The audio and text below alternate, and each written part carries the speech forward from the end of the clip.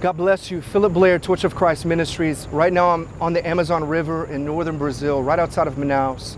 And I am so excited to be alive in this end time, where God is raising up an army. We're in the climax of God's story for the church, and I want to welcome you to the channel. God is doing so many things through this ministry.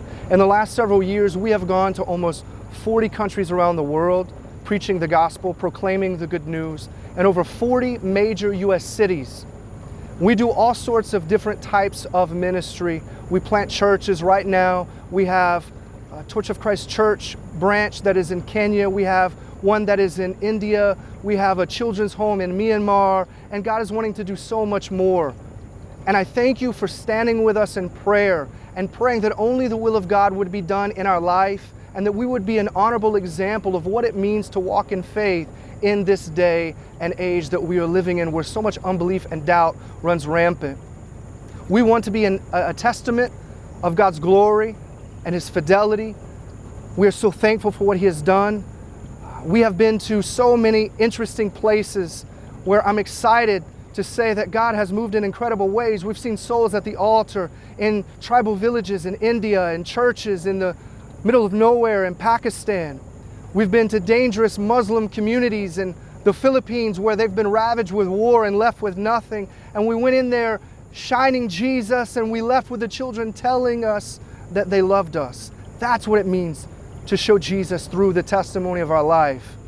We preach everywhere that we might go, wherever the Lord sends us. We go out onto the streets, whether it's an alleyway or a bus stop or a train station. I've preached on pyramids, not to boast, but to say wherever you are, God can use you, and you can shine a light and be a voice.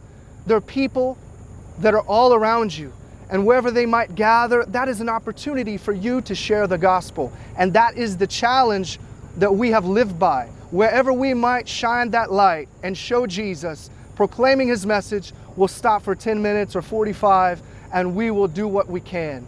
And through this, God has done amazing and miraculous things. We've seen people healed. We've seen men rise up out of wheelchairs in hospitals in places like the Philippines, or we saw a man get out of a wheelchair who had been paralyzed for, I think, 13 years from a scuba diving accident in Honduras.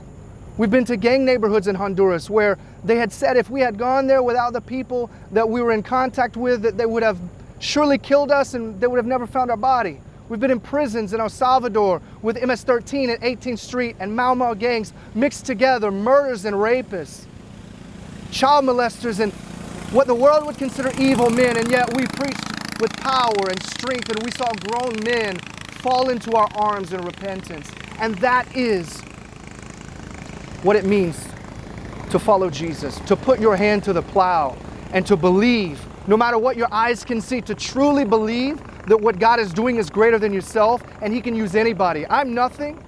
My team, those that we work with, we know that if we walk in our own strength, we're never going to make the journey. But if we walk in the power of God, we cannot fail. And even when persecution comes, we know that if it's God's time for us to die, nothing can save us. And if He wants us to live, nothing can be able to kill us. So we walk in faith. We continue in the grace of God. I thank you for being a part of this ministry. Thank you for your prayers. Thank you for support. Thank you for following this journey, because there is a lot more to come, I promise you. And I'll see you in the next one.